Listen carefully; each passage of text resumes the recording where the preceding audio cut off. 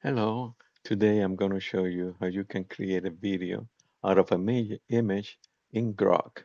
So we have the two images already created. So you're going to hover over the image. You will see the play icon here.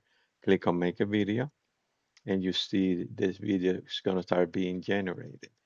It's going to have the same quality and same clarity that you have on the image. It's just going to be a small video created. It takes approximately 15 to 20 seconds to be created. So now you will have a small video creative out of the image in Grok.